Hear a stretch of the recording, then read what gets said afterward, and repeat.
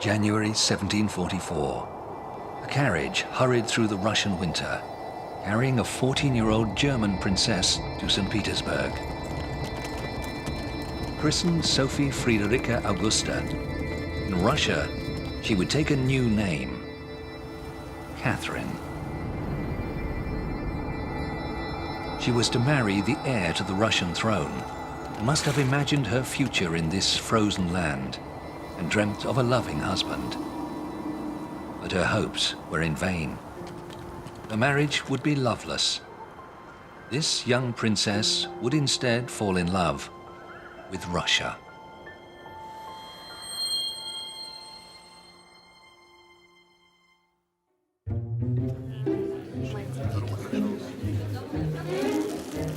"18 years later, the year 1762. At the Russian court, the age of elaborate wigs and lavish balls was coming to an end. They held no interest for Empress Elizabeth's successor, the 34-year-old Peter Fyodorovich. Not even those close to the new emperor knew quite what to expect from him. He fidgeted constantly through ceremonies, liked to play with toy soldiers, and often said out loud that he'd rather rule a civilized country like Sweden than a wild one like Russia. Chapter 1. Peter III Fyodorovich. Peter was born Karl Peter Ulrich, son of the German Duke of Holstein, a nephew of King Karl XII of Sweden. His mother was Anna Petrovna, daughter of Peter the Great, making him heir to both the Russian and Swedish thrones. Peter, orphaned at the age of 11, was brought to Russia by his aunt, Empress Elizabeth. She had him convert to Russian Orthodoxy and renounce his claim to the Swedish throne. At the age of 17, he married the 16-year-old German Princess of Anhalt-Zerbst, who converted to Orthodoxy and took the name Katherine. Peter quickly discovered he had nothing in common with his young wife. Although she was beautiful, he found her dull. He played his violin for her and tried to include her in his own hobbies, but she was interested neither in his music nor his toy soldiers. Katherine was intelligent and well educated, but in Russia, she felt isolated.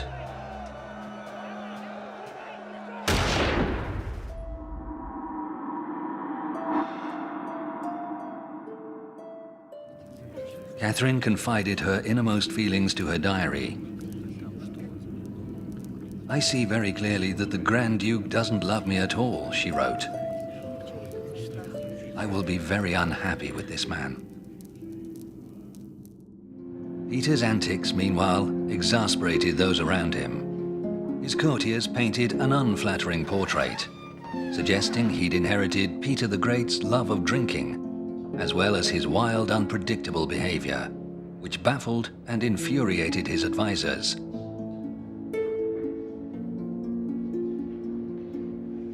They reported that he talked such nonsense in front of foreign ambassadors that it made our hearts bleed with shame.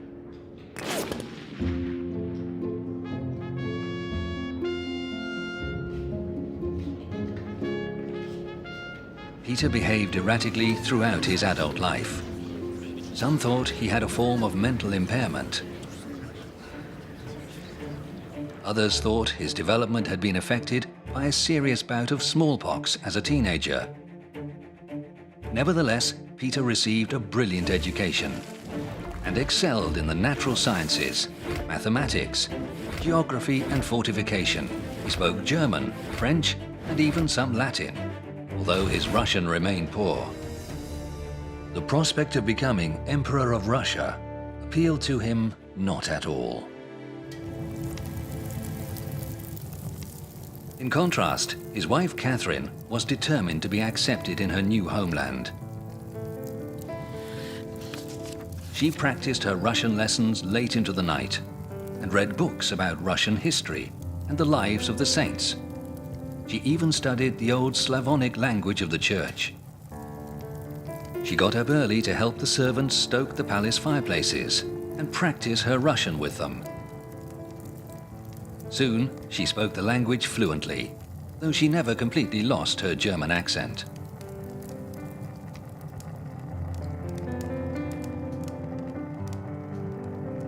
When Peter III became emperor in 1762, he began a period of frantic legislation.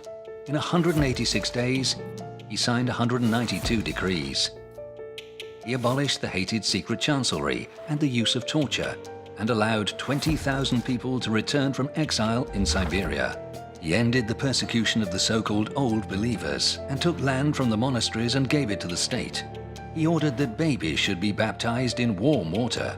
He approved the formation of Russia's first state bank and the introduction of the first banknotes. He declared forests to be a national resource and granted new civil liberties to the nobility, exempting them from compulsory military service and allowing them to travel abroad for the first time. There were rumors that Peter intended further sweeping reforms of the church. He certainly showed little respect, laughing, joking, and talking loudly through services.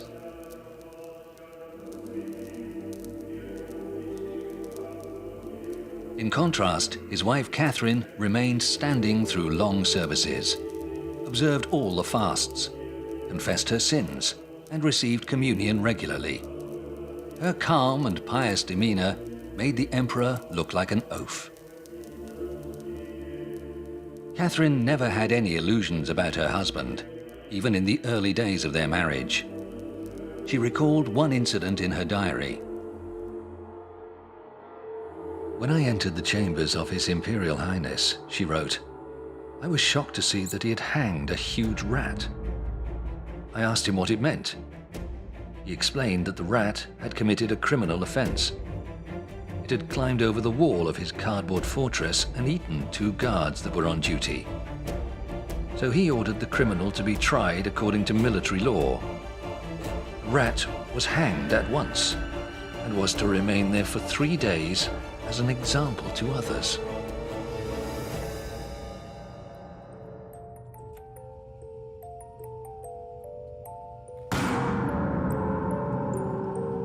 Katherine and Peter were completely unalike. They shared no interests and had nothing to say to each other. And there was another problem. Everyone at court knew that Peter and Katherine did not sleep together. After a few years, it was less an item of court gossip than a looming dynastic crisis.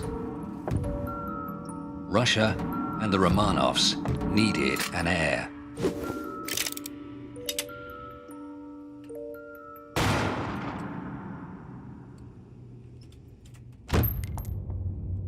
After 9 years of marriage, Katherine finally became pregnant. According to one account, Peter had surgery to correct a condition that had prevented him consummating the marriage. According to another account, Katherine was seduced by her chamberlain, Sergei Saltykov. In any event, in 1754, at the Winter Palace in St. Petersburg, Katherine gave birth to a son, Paul Petrovich. As far as Empress Elizabeth was concerned, Katherine had fulfilled her only duty, to provide the Romanov line with an heir. She now intended to raise the precious child herself. Katherine's infant son was taken away from her. For several years, she lived virtually alone. It gave her plenty of time for her favorite pastime, reading. For a Russian Grand Duchess, Katherine had unusual taste. Her favorite writers were all French philosophers, men such as Diderot, Voltaire, and Montesquieu. Her other great passion was for handsome men. Her first lover, Sergei Saltykov, was soon sent on a diplomatic mission to Sweden. But Katherine soon found a new favorite, Stanisław August Poniatowski, a young Polish noble attached to the British embassy. They had a daughter named Anna, and in time, Katherine would help Poniatowski to become the last Polish king in history. When Katherine turned 30, she took a new lover, a handsome, boisterous guards officer named Grigory Orlov. He and his 4 brothers, all officers in the Guards wielded enormous influence and effectively controlled the loyalty of their regiments. Katherine was cultivating powerful allies in St. Petersburg. By the time Peter became emperor, husband and wife were barely speaking to each other. Peter didn't even know that Katherine was pregnant again, this time with Grigory Orlov's child. The birth of an illegitimate child could be the excuse Peter was waiting for to get rid of his unloved wife. It had to be kept secret. On the date the baby was due, Catherine's chamberlain, knowing Peter loved watching huge fires, went to an extraordinary length to lure him away from the palace. He ran to the city and set fire to his own house. Peter set off to see the great blaze, while Katherine gave birth to a son in a far wing of the Winter Palace. In time, the emperor discovered the existence of both his wife's illegitimate children. He remarked casually, "God knows where my wife gets her pregnancies from. I don't know." Peter was not a faithful husband either. His mistress was Elizabeth Vorontsova, a lady-in-waiting, and he wanted to marry her. But first they would have to remove one major obstacle: Katherine. Peter planned to imprison his wife and their son Paul in the Schlisselburg fortress near St. Petersburg. Rooms had already been prepared for them. Katherine knew she had to make her move first. She also knew that the emperor had made himself many powerful enemies close to home.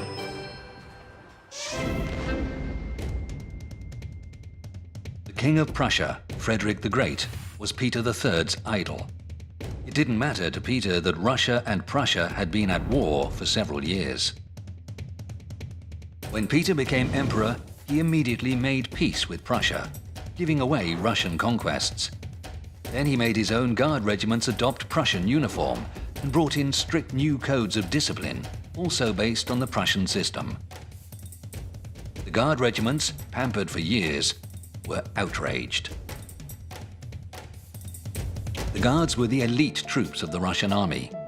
Based on the toy regiments created by Peter the Great for his war games, the Preobrazhensky, Semenovsky, and Izmailovsky regiments retained a close relationship with the sovereign. The Leibgardes guarded the imperial palace and were a political force to be reckoned with. In a span of 37 years, the Guards were involved in no fewer than 6 palace revolutions. June 28, 1762.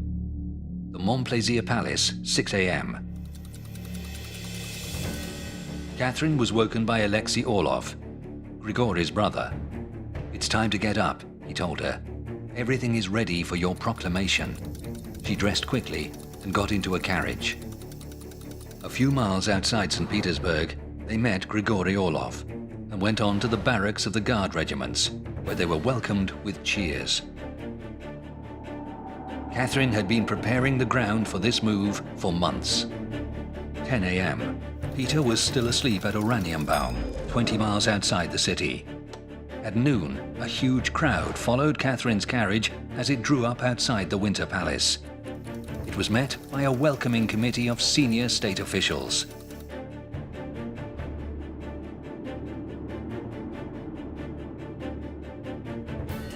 At the Peterhof Palace, Peter was told that the Empress had vanished. He searched her chambers in person, looking inside her wardrobes and under her bed. When it was discovered that Katherine was in the city gathering support, he sent messengers to find out what was going on. None of them returned. Instead, they joined Katherine. Peter took a boat to the naval base at Kronstadt, hoping that the fleet remained loyal to him. A galley carrying all the ladies of court followed him. The emperor intended to use them as hostages, since their husbands had all sided with Katherine. But the fortress at Kronstadt opened fire on Peter's boat. The commandant announced that he recognized no emperor. Russia was ruled by Empress Catherine. In St. Petersburg, the people gathered on the shore with sticks and stones to prevent the emperor returning to the capital. 24 hours later, after learning that the Senate, army and fleet had all sworn allegiance to Catherine, Peter agreed to sign an act of abdication. The guards arrived to escort him to the royal hunting lodge at Ropsha, a few miles outside the city. Peter went out to the carriage, handed his sword to an officer, and fainted.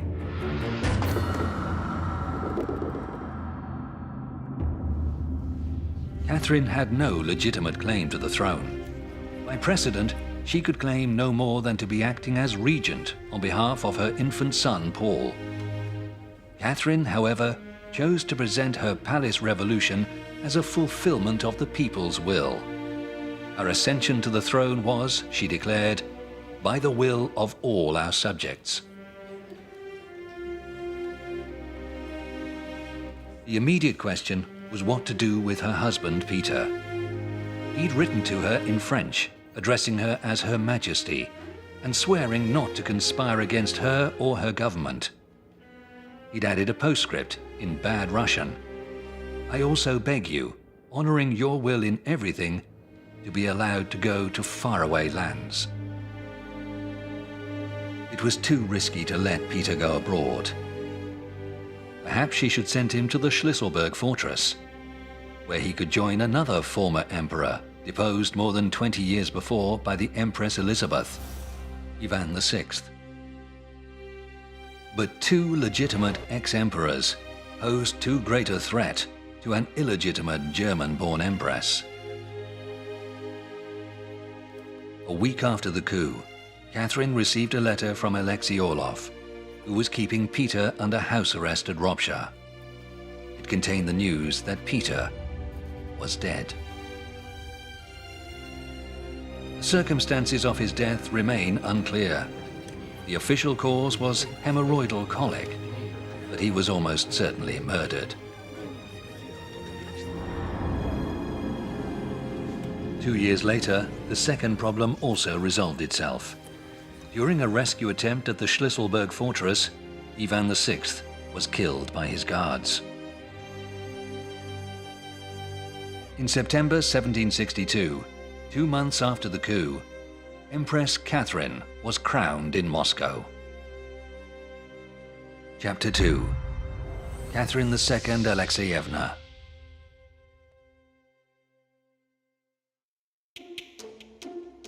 At Catherine's coronation, 1,200 poods of silver, more than 19 tons, were given out to the people. Crowds were then treated to a masquerade involving thousands of musicians, giants, dwarfs and jesters. They ate fried beef and drank from fountains of Rhenish wine. The festivities lasted 3 months. The main attraction was the Great Imperial Crown, containing 4,936 diamonds weighing 2,858 carats in total. On top, a red spinel weighing 398 carats and 72 Indian pearls. Its value, 2 million rubles, about $200 million today. Catherine was the first Russian empress to dedicate most of her time to work, not her own pleasure. Compared to her predecessors, she led an orderly life.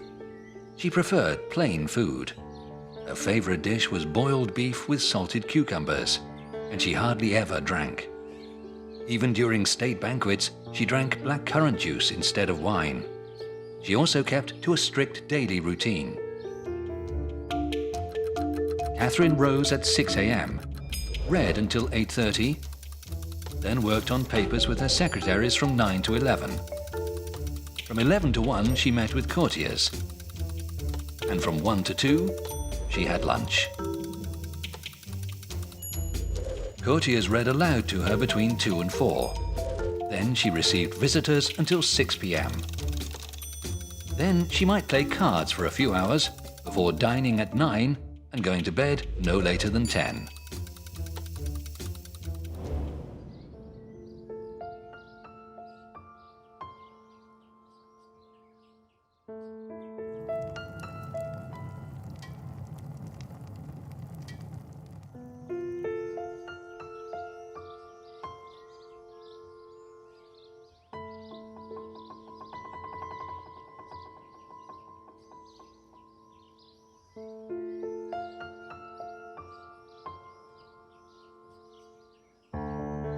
The philosophical treatises that Catherine had read in her youth now began to bear fruit.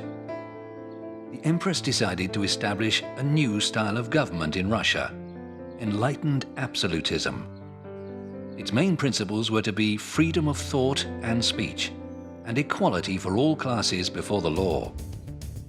Russia still used a legal code that dated back to 1649, known as the Sobornya Uluzhenia. Catherine ordered the summoning of a legislative commission to debate new laws for Russia. Its delegates were to be drawn from all the classes and regions of the empire, and were to come to Moscow bearing written instructions from their constituents. Before the commission met, the Empress wrote down her own ideas about the law in a document that became known as the Nakaz, or instruction. It took 2 years to write and contained more than 600 clauses. It discussed the rule of law, the abolition of the death penalty, the presumption of innocence, the concept of liberty, the different classes, and serfdom.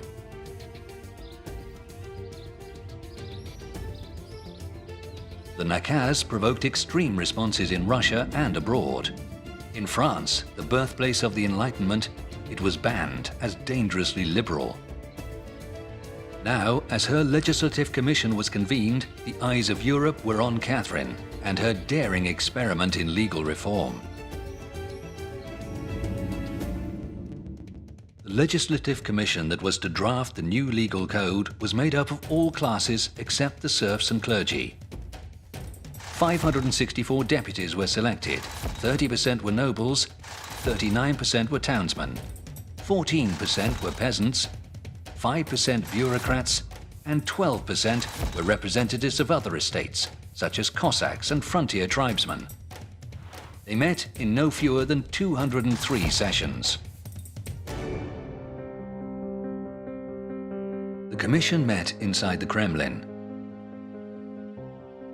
Catherine secretly watched proceedings from a hidden gallery, used 100 years before by the Tsaritsa and royal princesses in an age when women weren't allowed to join men at banquets.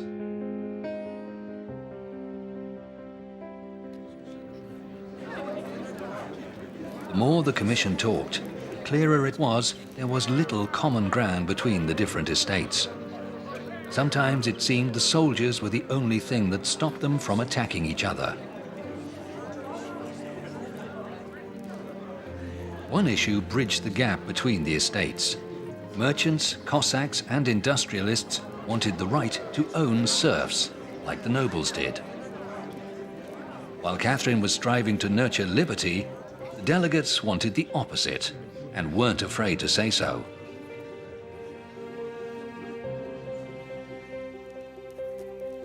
The only thing on which the deputies were unanimous was their desire to present Catherine with the titles the Great, the Wise, and the Mother of the Nation. Catherine wasn't impressed. She wrote irritably, "I told them to work on the laws, and they do an anatomy of my qualities. Only God is wise. Great? History will judge." But she welcomed one title, Mother of the Nation.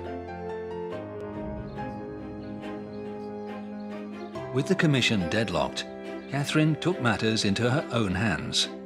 She ruled by decree, prohibiting the export of grain, imposing price controls on salt, and creating new laws against corruption. But trouble was brewing for Russia abroad.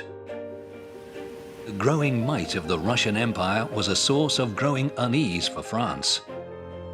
When Catherine put her former lover Stanisław Poniatowski on the Polish throne, she antagonized France yet further. She had also broken a promise to Turkey not to interfere in Polish affairs. In October 1768, under pressure from French agents, the Turkish Sultan declared war on Russia.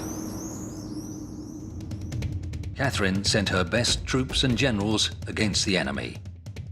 The Empress had a flair for recognizing talent and promoting those with ability. One beneficiary was Count Peter Rumyantsev, former favorite of Peter III. He'd expected to be dismissed after Peter's overthrow, but instead, Catherine gave him command of an army. Count Alexei Orlov was considered by many to be debauched and dishonest, yet Katherine gave him command of a naval squadron. Alexander Suvorov was an unassuming 30-year-old major when he first met the Empress. She gave him her portrait as a gift, a moment he later described as paving his way to glory. According to some estimates, he went on to win 93 battles for Russia and was one of the few generals in history never to be defeated. In July 1770, the two armies met at the river Lager in modern Moldova. Rumyantsev smashed an Ottoman army that outnumbered him more than 2 to 1, 38,000 Russians defeating 80,000 Turks. That same day at Chesma in the Aegean Sea, Alexei Orlov led his naval squadron into action. He too won a stunning victory against a much larger force, 32,000 Russians defeating 73,000 Turks. On August 1st, 1770, near the river Kagul, Count Rumyantsev attacked and defeated a Turkish army that outnumbered him 5 to 1. His 32,000 men routing 150,000 Turks. 4 years later, at the village of Kozluja in modern Bulgaria, Suvorov won the last great land battle of the war, once more attacking and defeating a larger Ottoman force, his 25,000 men putting to flight 40,000 Turks. The string of victories against the Ottoman Empire caught everyone's attention. Soon, ambitious young officers were traveling from across Europe to seek service with the Russian army. Among them was a Spaniard, José de Ribas, future founder of the city of Odessa. He was nearly joined by a young Corsican officer named Napoleon Bonaparte, who changed his mind because foreigners were hired with a demotion in rank.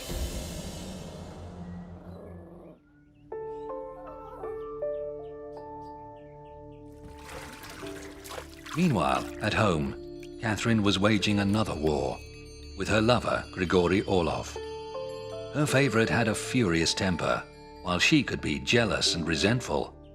They would often quarrel furiously, make up, and quarrel again.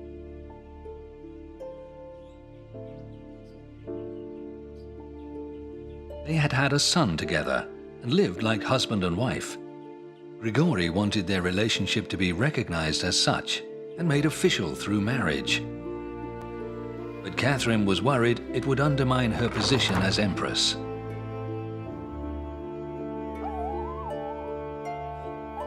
She asked her closest advisor, Count Panin, for guidance. He told her, "The Russian empress can do anything she wants, but Mrs. Orlova can't be the Empress of Russia." Where Panin leant against the wall, his powdered wig left a mark. From that moment, it became a ritual for courtiers to press their foreheads against the mark, hoping for Panin's courage when they had to give bad news to the Empress.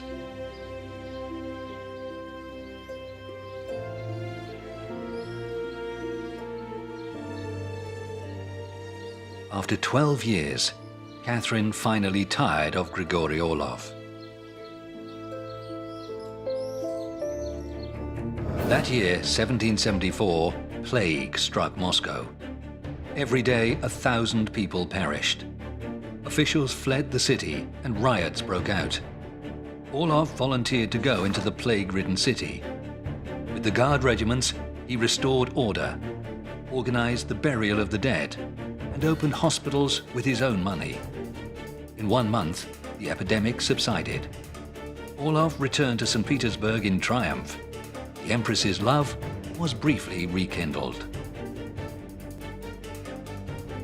But 2 years later, while Orlov was away negotiating with the Turks, she found a new favorite, a young officer named Alexander Vasilichkov. When Orlov found out, he was furious. He broke off negotiations and rushed home to see Katherine. But her courier met him en route and handed him strict instructions to go to his palace at Gachina and not to come to court.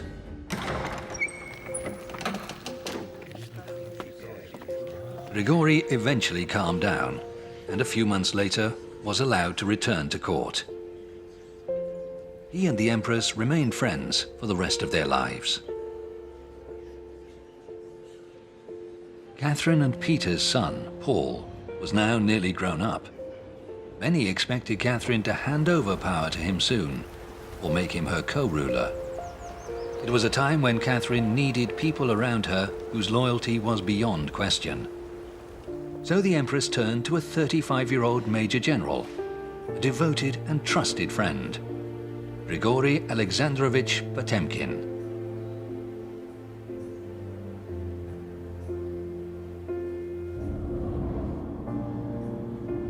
Catherine and Potemkin soon became lovers. She later wrote of her need to him. "My heart cannot be content even for an hour without love. If you want me to be yours forever, show me friendship as well as affection, but love me and always speak truthfully."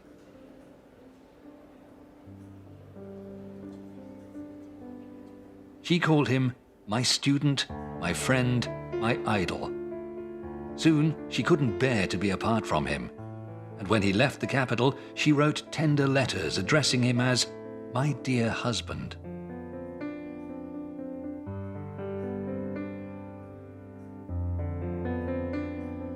Their affair began in the spring of 1774.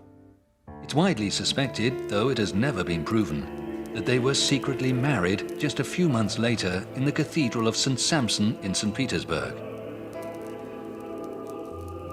It was also rumored Catherine later bore him a daughter, Elizabeth, who took the surname Temkina.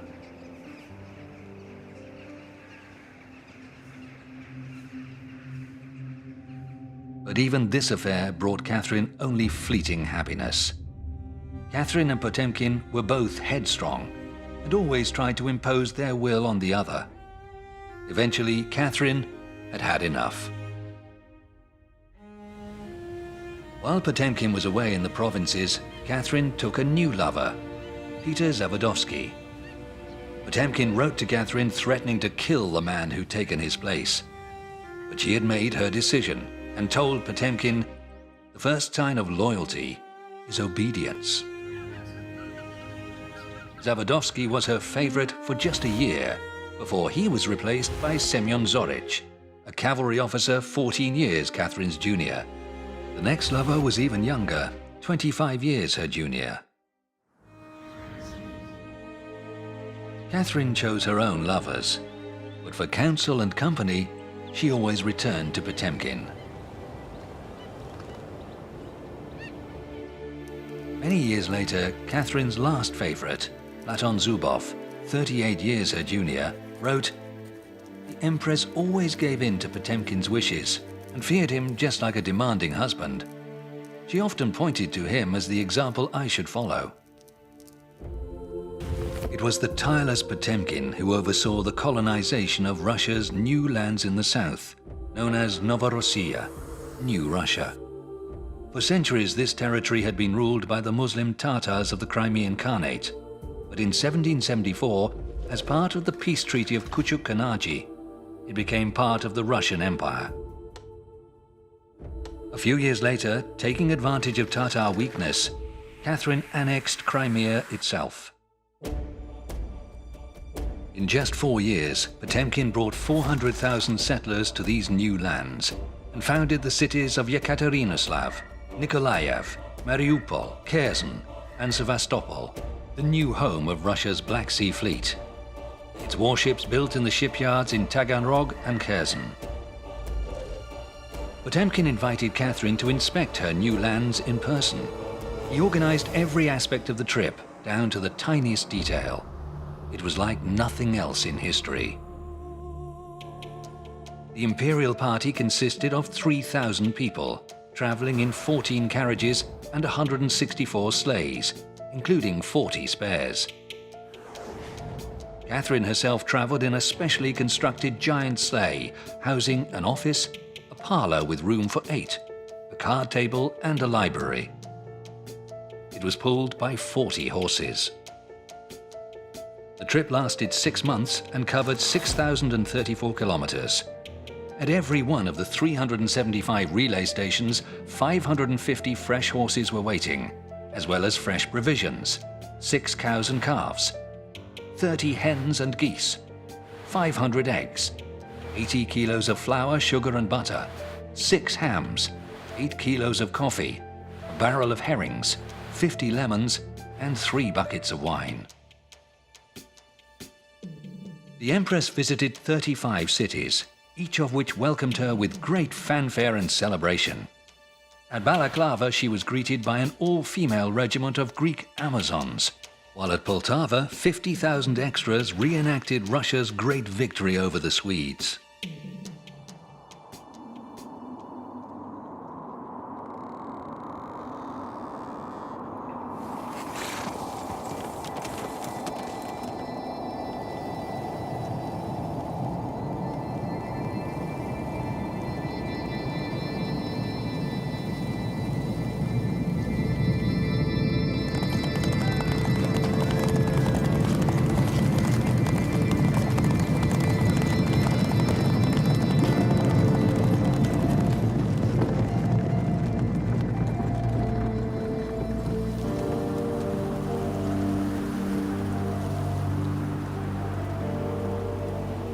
Catherine's great tour of the South became legendary and gave rise to myths of its own.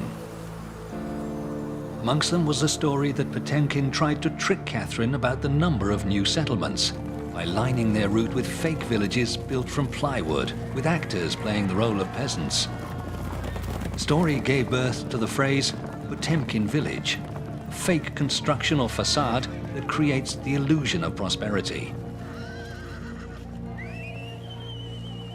But the towns and villages of New Russia were real. The myth was created by foreign observers, reluctant to believe that Russia could so quickly consolidate its hold on such a vast region.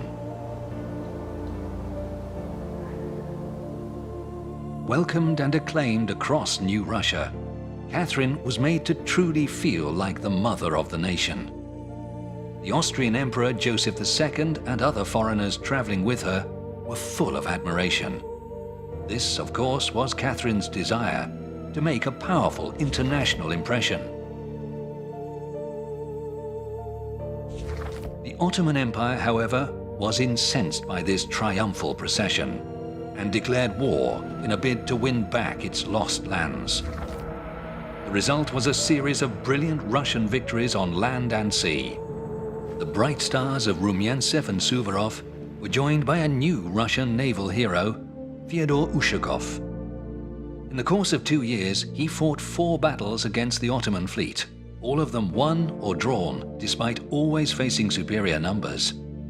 His bold tactics rewrote Russian textbooks on naval warfare and would be studied by Russian naval officers for generations to come. When peace was made, the Russian frontier advanced to the river Dnistra, taking in the fortresses of Achakov and Kajibi, the future city of Odessa. Russia's status as a great European power was now assured. No European state now dared to act without first considering the reaction of Empress Catherine.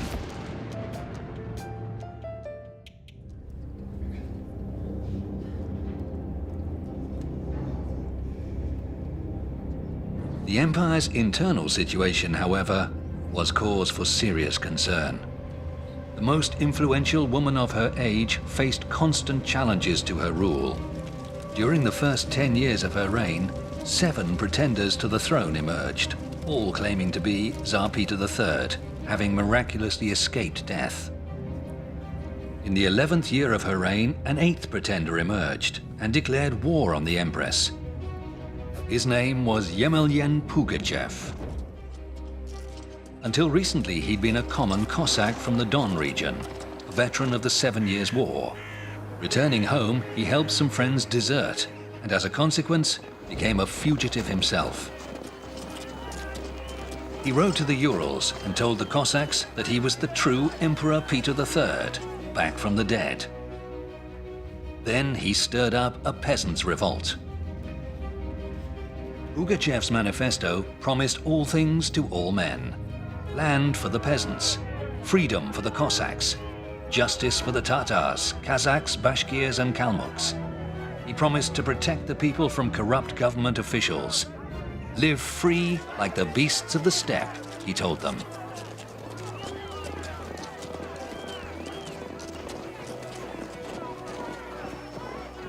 Pugachev's people lived free indeed, taking whatever they wanted by force, robbing from the poor as well as the rich.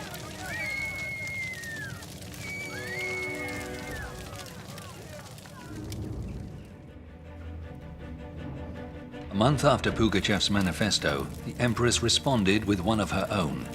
She informed her subjects that a fugitive Cossack named Yemelyan Pugachev had gathered a band of thieves and vagabonds around him and dared to style himself emperor. She called on his followers to give up their ways or face severe penalties, including death. But it was too late.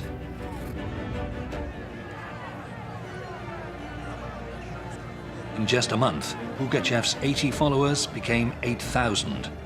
In 3 months, he had an army of 24,000 men, made up of peasants, Cossacks, Bashkirs and Kalmuks from the steppe.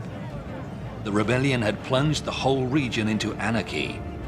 Katherine would have to do more than write a manifesto to regain control.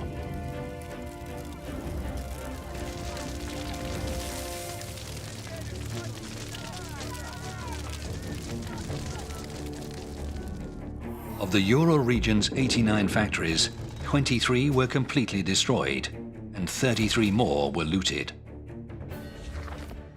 The violence cost the factory owners around 1 million rubles, worth about 5 billion rubles today, or 140 million US dollars.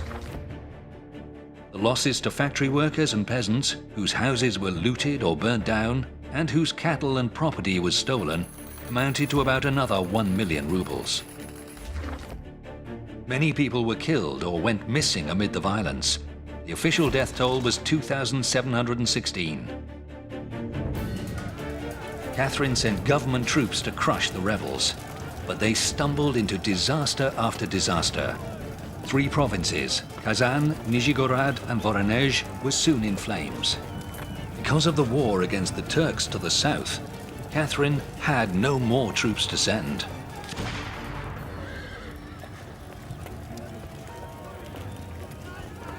But as soon as peace was made with the Turks, regular troops flooded the region, and the revolt was suppressed. The defeated Cossacks handed over their renegade leader to the government.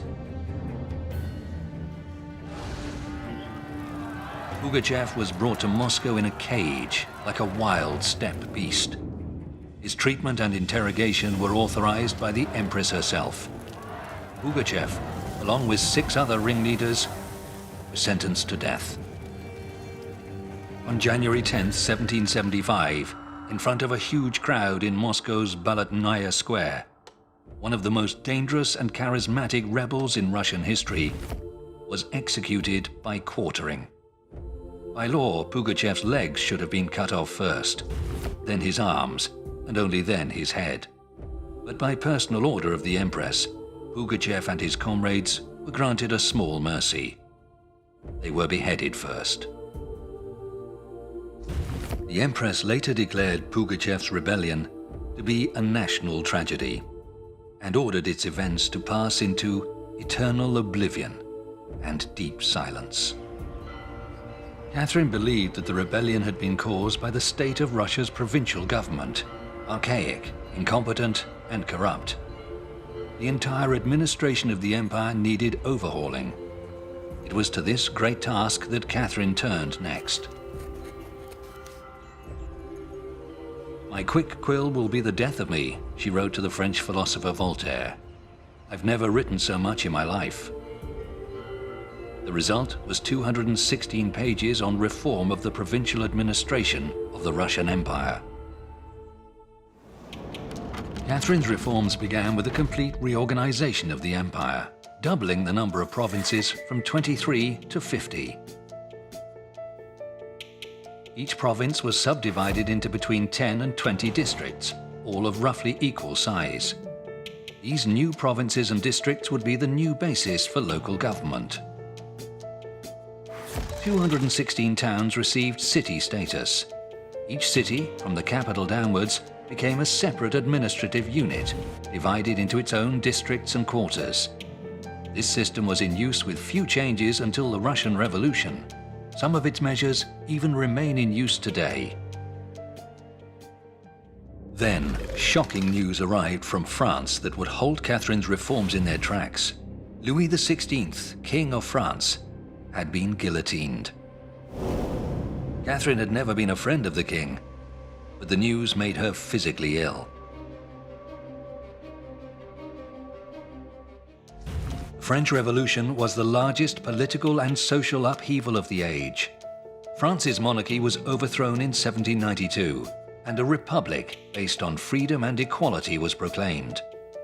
The ground had been laid by Enlightenment philosophers such as Voltaire, Montesquieu, Rousseau, and Diderot. Now revolutionaries like Robespierre, Marat, and Danton sought to fashion a new state from their ideas. The Empress was thrown into panic. The French Revolution had been inspired by the same ideals that drove her. Was she paving the way for a Russian Robespierre or Marat? Would she be the next monarch to lose her head? She offered to send Suvorov and an army of 60,000 men to crush the revolution. It did not happen, but from henceforth Catherine looked on her old Enlightenment ideals with deep mistrust. Catherine kept the title Mother of the Nation close to her heart. There was hardly any area of Russian life she didn't look at to see how it might be improved, from provincial administration to the duties of Russian midwives. Her reign saw the birth of Russian journalism and satire. She even contributed to such magazines herself. In 1795, she joined forces with Frederick William of Prussia and Emperor Joseph of Austria to carve up Poland, annexing territory in Belarus, Western Ukraine, Lithuania, and Latvia. She wrote no fewer than 36 literary works, including 11 comedies and 7 operas. Her reign saw the construction of great buildings and monuments in Moscow and St. Petersburg, designed by men of genius such as Bazhanov and Kazakov. She initiated smallpox vaccination in Russia, vaccinating herself and her son Paul. She amassed an unrivaled collection of artwork that became the basis of the world-famous Hermitage Museum. She was a patron of Russian artists who themselves became masters: Fyodor Rokotov, Dmitry Levitsky, and Vladimir Baravakovsky. The scale and breadth of her achievements were awe-inspiring.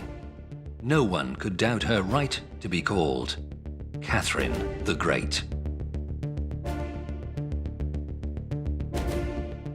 For Russia, Catherine's 34-year reign was a period of dramatic growth. The population of the empire soared from 19 to 36 million. The conquests of her reign surpassed even those of Peter the Great.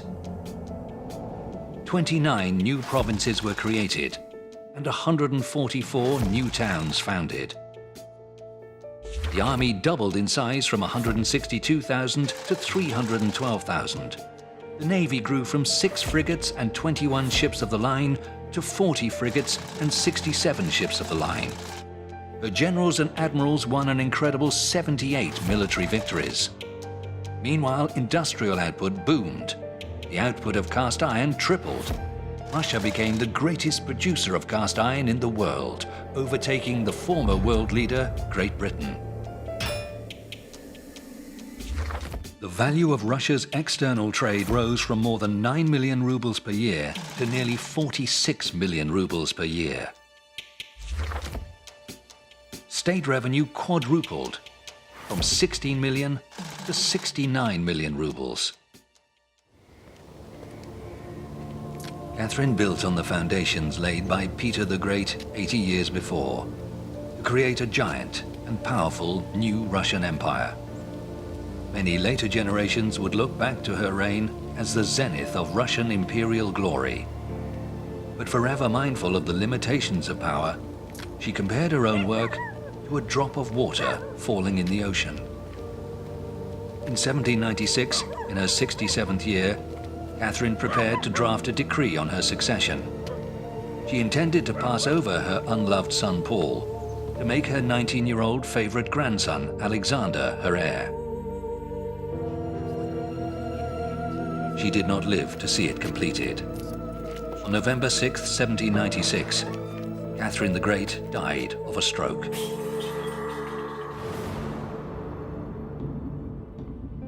Her 42-year-old son, Paul, became emperor.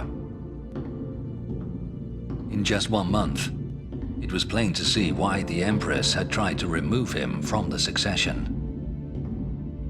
Catherine the Great was never wrong.